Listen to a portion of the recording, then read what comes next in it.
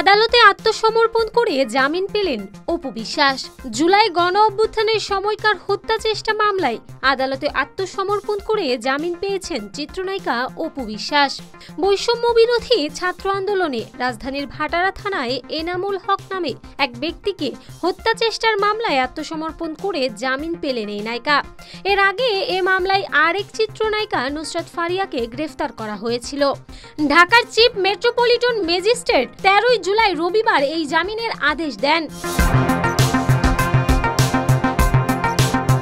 আদালত সংশ্লিষ্ট সূত্রগুলো বলছে 13 জুলাই আদালতে আত্মসমর্পণ করে জামিনের আবেদন করেন অপু বিশ্বাস।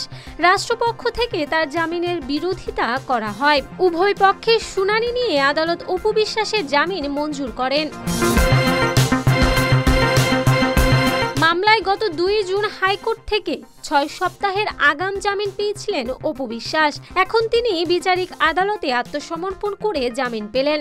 গত মার্চ মাসে ঢাকার আদালতে শেখ হাসিনা সহ 283 জনকে আসামি করে হত্যা চেষ্টার অভিযোগে মামলার আবেদন করেন এনামুল হক নামের এক ব্যক্তি। তিনি রাজধানীর ভাটারা এলাকায় গুলিবিদ্ধ হন গত 19 জুলাই। আদালতের নির্দেশে পরবর্তী সময়ে রাজধানীর ভাটারা থানা পুলিশ তা এজাহার হিসেবে লিপিবদ্ধ করার কথা জানায়। ভাটারা থানা পুলিশের পক্ষ থেকে তখন জানানো হয়েছিল মামলায় 17 জন অভিনয় শিল্পীর নাম রয়েছে। তাদের মধ্যে আছেন অপু বিশ্বাস, নুসরাত ফারিয়া, নিপুণ আক্তার, জায়েদ খান সহ আরো অনেকেই।